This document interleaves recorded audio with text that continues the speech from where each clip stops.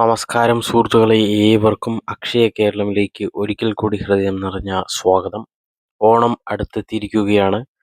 അതുകൊണ്ട് തന്നെ കേരളത്തിലെ ലക്ഷക്കണക്കിന് കുടുംബങ്ങൾ ഇപ്പോൾ ഏറ്റവും കൂടുതൽ അന്വേഷിക്കുന്ന 3 കാര്യങ്ങളുണ്ട്. ഒന്നാമത്, ഓണം ക്ഷേമ പെൻഷൻ എപ്പോൾ ലഭിക്കും? രണ്ടാമത്, മറ്റുള്ളവർക്ക് ക്ഷേമ പെൻഷൻ ലഭിച്ചിട്ടും ചിലർക്ക് എന്തുകൊണ്ടാണ് ഇപ്പോഴും പെൻഷൻ ലഭിക്കാത്തത് എന്നുള്ളത്. മൂന്നാമത്, ഇന്ത്യൻ ഭാരത് ഗ്യാസ് അതുപോലെ HP ഗ്യാസ് ഉപഭോക്താക്കൾക്കുള്ള LPG KYC അതുപോലെ തന്നെ ഓഗസ്റ്റ് 16 മുൻപ് ചെയ്യേണ്ട എന്താണ് അതിൻ്റെ കാര്യങ്ങൾ, ചില വാർത്തകൾ പ്രചരിക്കുന്നുണ്ട്, അതിനെക്കുറിച്ചുള്ള കാര്യങ്ങൾ. അതുപോലെ തന്നെ മഞ്ഞ റേഷൻ കാർഡുകൾക്ക് ലഭിക്കുന്ന സൗജന്യ ഓണക്കിറ്റും അതുപോലെ തന്നെ മറ്റ് റേഷൻ കാർഡുകാർക്ക് ലഭിക്കുന്ന ആനുകൂല്യങ്ങളും എല്ലാം നമ്മൾ ഈ വീഡിയോയിൽ വിശദമായി പറയാം. അതുകൊണ്ട് തന്നെ ആദ്യമേ ഒരു കാര്യം വ്യക്തമാക്കട്ടെ. സോഷ്യൽ മീഡിയയിൽ ഇപ്പോഴും ഓണത്തിന് എല്ലാവർക്കും 2 ഗഡു, അതായത് 4000 രൂപ ഉറപ്പ് എന്ന രീതിയിൽ പല വാർത്തകളും പ്രചരിക്കുന്നുണ്ട്. പക്ഷേ 2026 ഔദ്യോഗിക പ്രഖ്യാപനം വരുന്നതിന് മുൻപ് അങ്ങനെ ഒരു ഉറപ്പ്, അതായത് പറയാൻ സാധിക്കില്ല എന്നുള്ളതാണ്. അതിനാൽ ഈ വീഡിയോയിൽ സ്ഥിരീകരിച്ച വിവരം അതുപോലെ പ്രചരിക്കുന്ന വിവരം, അങ്ങനെയുള്ള കാര്യങ്ങളെല്ലാം നമ്മൾ ഇതിനെക്കുറിച്ച് വിശദമായി പറയുന്നുണ്ട്. എന്തൊക്കെയാണ് സ്ഥിരീകരിച്ച വിവരം, സ്ഥിരീകരിക്കാത്ത വിവരങ്ങൾ, അതുപോലെ പ്രചരിക്കുന്ന വിവരങ്ങൾ, വ്യാജ വാർത്തകൾ എന്തൊക്കെയാണെന്നെല്ലാം നമ്മൾ ഇവിടെ പറയുന്നുണ്ട്. ചാനൽ ആദ്യമായി കാണുന്നവരാണെങ്കിൽ സബ്സ്ക്രൈബ് ചെയ്യാനും ബെല്ലൈക്കൻ എനേബിൾ ചെയ്യാനും അതുപോലെ തന്നെ ഹൈപ്പ് ചെയ്യാനും മറക്കരുത്. വീഡിയോ ഷെയർ ചെയ്യാനും ഞങ്ങളെ സപ്പോർട്ട് ചെയ്യാനും മറക്കരുത്. അപ്പോൾ നമുക്ക് വീഡിയോയിലേക്ക് കടക്കാം. ആദ്യം ഏറ്റവും പ്രധാനപ്പെട്ട ചോദ്യത്തിലേക്ക് വരാം. അതായത് 2026 ഓണം ക്ഷേമ പെൻഷൻ എപ്പോൾ ലഭിക്കുമെന്നുള്ളതാണ്. നിലവിലെ റിപ്പോർട്ടുകൾ പ്രകാരം ഓണത്തിന് മുൻപ് ക്ഷേമ പെൻഷൻ വിതരണം ചെയ്യുന്നതിനുള്ള നടപടികൾ സർക്കാർ പരിഗണിക്കുകയും തയ്യാറെടുപ്പുകൾ നടത്തുകയും ചെയ്യുന്നുണ്ട്. അതായത് ഇതിനെക്കുറിച്ചുള്ള ഔദ്യോഗിക 4000 രൂപ എന്നുള്ള പ്രഖ്യാപനം ഇതുവരെ ഔദ്യോഗികമായിട്ട് വന്നിട്ടില്ല എന്നുള്ളതാണ്. അതുകൊണ്ട് തന്നെ വീഡിയോ കാണുന്നവർ ഒരു കാര്യം പ്രത്യേകം ശ്രദ്ധിക്കണം. 2025 ഓണം വിതരണ വാർത്ത 2026 ബാധകമാകുന്നുവെന്ന് കരുതരുത്. കാരണം 2024-25 വർഷങ്ങളിലെല്ലാം 2 ഗഡുക്കൾ ഒരുമിച്ച് നൽകിയിരുന്നു എന്നുള്ള കാര്യം ശ്രദ്ധേയമാണ്. ഉദാഹരണത്തിന് 2025 ഓണം സമയത്ത് 2 മാസത്തെ ക്ഷേമ പെൻഷൻ വിതരണം ആരംഭിച്ച തീയതി സംബന്ധിച്ച വാർത്തകൾ ഉണ്ടായിരുന്നെങ്കിലും അത് 2026 ഔദ്യോഗിക തീയതിയല്ല. അതുകൊണ്ട് 2026 കാര്യത്തിൽ സർക്കാർ ഉത്തരവ് അന്തിമമായി പരിഗണിക്കേണ്ടതാണ്. എന്നാൽ പെൻഷൻ തുക എത്ര? നിലവിലെ സാധാരണ സാമൂഹ്യക്ഷേമ പെൻഷൻ തുകയെക്കുറിച്ച് സംസാരിക്കുമ്പോൾ 2000 രൂപ എന്ന തുകയാണ് ഇപ്പോൾ ചർച്ചകളിൽ ഉപയോഗിക്കുന്നത്. അതുപോലെ തന്നെ ഓണത്തിന് അധികമായി 2 ഗഡുക്കൾ നൽകുമോ, 2 ഗഡു ഒരുമിച്ച് നൽകുമോ എന്നത് ഔദ്യോഗിക ഉത്തരവ് വന്ന ശേഷമേ നമുക്ക് ഉറപ്പാക്കാൻ സാധിക്കുകയുള്ളൂ. അതുപോലെ തന്നെ ചിലർക്ക് ക്ഷേമ പെൻഷൻ ലഭിച്ചിട്ടില്ല ജൂലൈ മാസത്തിൽ പോലും. ഇത് പലരും ചോദിക്കുന്ന ഒരു പ്രധാന ചോദ്യമാണ്. എൻ്റെ അയൽവാസിക്ക് പെൻഷൻ കിട്ടി, എനിക്ക് പെൻഷൻ കിട്ടിയില്ല, എന്താണ് കാരണം എന്നുള്ളത്. ഇതിന് ഒറ്റ കാരണം മാത്രമല്ല, പല കാരണങ്ങളുണ്ട്. കാരണം ഒന്നാമത്തെ കാര്യം മസ്റ്ററിങ്ങിൻ്റെ കാര്യമാണ്. അതായത് മസ്റ്ററിങ് ഇനി സെപ്റ്റംബർ 30 വരെയാണ് അവസാന തീയതി. അതിനുള്ളിൽ കംപ്ലീറ്റ് ചെയ്യണം. അതിനുശേഷം ഒരുപക്ഷെ നിങ്ങൾക്ക് പെൻഷൻ മുടങ്ങും. അതുപോലെ തന്നെ പെൻഷൻ ഗുണഭോക്താവ് ജീവിച്ചിരിപ്പുണ്ടെന്ന നടപടിയാണ് ഈ mustering. Kerala local self government ഡിപ്പാർട്ട്മെൻറ്റിൻ്റെ ഔദ്യോഗിക സോഷ്യൽ വെൽഫെയർ പെൻഷൻ പേജിൽ മസ്റ്ററിങ് സംബന്ധിച്ച് പ്രത്യേക വിവരങ്ങൾ നൽകിയിട്ടുണ്ട്. അതിനാൽ മസ്റ്ററിങ് പൂർത്തിയാക്കിയിട്ടില്ലാത്തവർ അവരുടെ പെൻഷൻ സ്റ്റാറ്റസ് പരിശോധിക്കണം. പ്രത്യേകിച്ച് ഏറെ കാലമായി പെൻഷൻ വാങ്ങുന്നവർ ഈ കാര്യം അവഗണിക്കരുത്. ഇനി രണ്ടാമത്തെ കാരണം ബാങ്ക് അക്കൗണ്ടിൻ്റെ പ്രശ്നം. അതായത് പെൻഷൻ ലഭിക്കുന്ന രീതിയിലും വലിയ പ്രാധാന്യം ബാങ്ക് അക്കൗണ്ടിനും DBT സംവിധാനത്തിനുമാണ്. ആധാറുമായി ബന്ധപ്പെട്ട ബാങ്ക് വിവരങ്ങൾ പ്രശ്നമുണ്ടെങ്കിൽ, ബാങ്ക് അക്കൗണ്ട് ഇന്നാക്റ്റീവ് ആണെങ്കിൽ, അക്കൗണ്ട് നമ്പറിൽ തെറ്റുണ്ടെങ്കിൽ, പേര് ആധാർ വിവരങ്ങളിൽ പൊരുത്തക്കേടുണ്ടെങ്കിൽ, അല്ലെങ്കിൽ ബാങ്കിൽ നിന്ന് പണം സ്വീകരിക്കുന്നതുമായി ബന്ധപ്പെട്ട പ്രശ്നമുണ്ടെങ്കിൽ, പെൻഷൻ വിതരണം ചെയ്തിട്ടും തുക അക്കൗണ്ടിൽ എത്താത്ത സാഹചര്യം ഉണ്ടാവാം. അതുകൊണ്ട് പെൻഷൻ അനുവദിച്ചില്ല എന്നും പെൻഷൻ അനുവദിച്ചിട്ടും പണം അക്കൗണ്ടിൽ എത്തിയില്ല എന്നും രണ്ടും ഒരേ കാര്യമില്ല. ഇനി മൂന്നാമത്തെ കാര്യം ഗുണഭോക്തൃ രേഖകളിലെ പ്രശ്നമാണ്.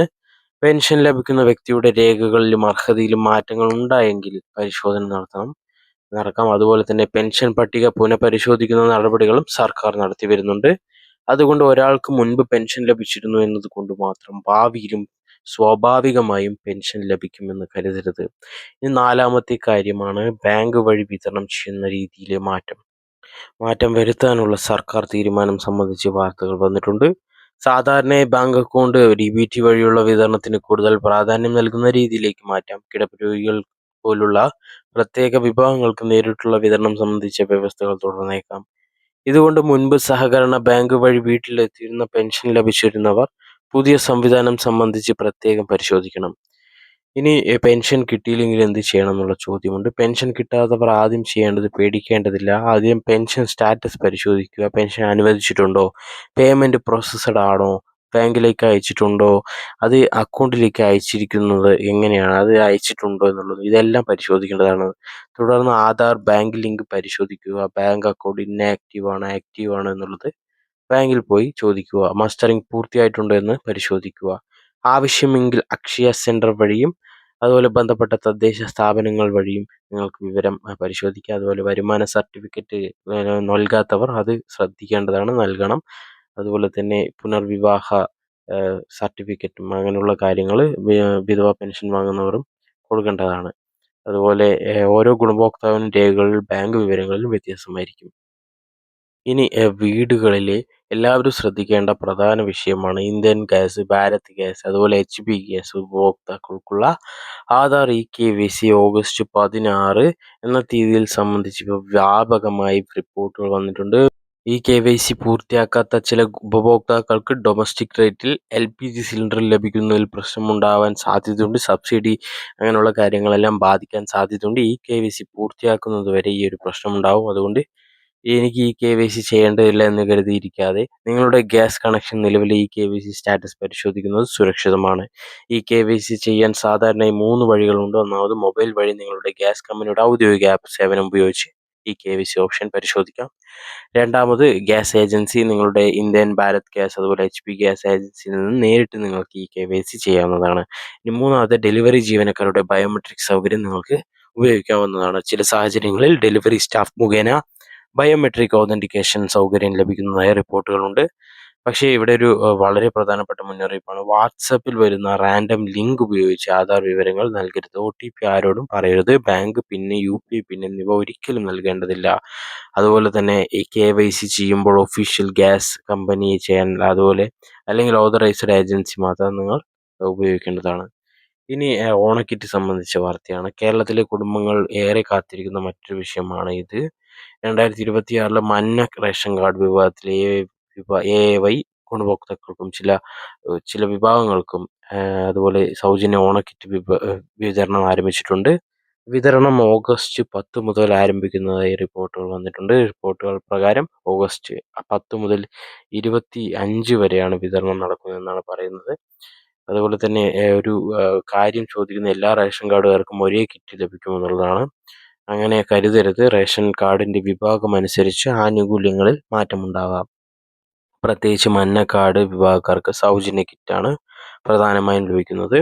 അതുപോലെ തന്നെ സൗജന്യ ഓണക്കിറ്റിന് പുറമേ സപ്ലൈകോ വഴി ഓണക്കാലത്ത് വിവിധ പ്രത്യേക ഓഫറുകളും സബ്സിഡി സാധനങ്ങളും ലഭ്യമാണ്. അതിനാൽ ഓണക്കിറ്റ് എന്നും അതുപോലെ സപ്ലൈകോ ഓഫർ എന്നും 2 വ്യത്യസ്ത കാരണങ്ങളായി മനസ്സിലാക്കണം. ഒരു വിഭാഗം സൗജന്യ ഓണക്കിറ്റും മറ്റൊന്ന് സബ്സിഡി കുറഞ്ഞ വിലയിൽ വാങ്ങുന്ന സാധനങ്ങളുമാണ്. ഇവ രണ്ടും കൂട്ടിക്കുഴയ്ക്കരുത്. 2026 ഓണക്കാല സപ്ലൈകോ പദ്ധതികളിൽ സബ്സിഡി സാധനങ്ങൾ ഉൾപ്പെടുന്ന പ്രത്യേക വിൽപ്പനയും നടക്കുന്നതായി റിപ്പോർട്ടുകളുണ്ട്.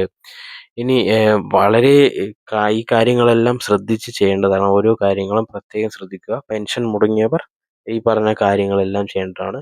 അപ്പോൾ നിങ്ങൾക്ക് എന്തെങ്കിലും സംശയങ്ങളോ കാര്യങ്ങളോ ഉണ്ടെങ്കിൽ നിങ്ങൾ കമൻറ്റിൽ രേഖപ്പെടുത്തൂ. ചാനൽ ആദ്യമായി കാണുകയാണെങ്കിൽ സബ്സ്ക്രൈബ് ചെയ്യാനും ഹൈപ്പ് ചെയ്യാനും ലൈക്ക് ചെയ്യാനും കമൻറ്റ് ചെയ്യാനും ഷെയർ ചെയ്യാനും മറക്കരുത്. വീണ്ടും ഒരു വീഡിയോയിൽ കാണാം. അതുവരേക്കും നന്ദി, നമസ്കാരം.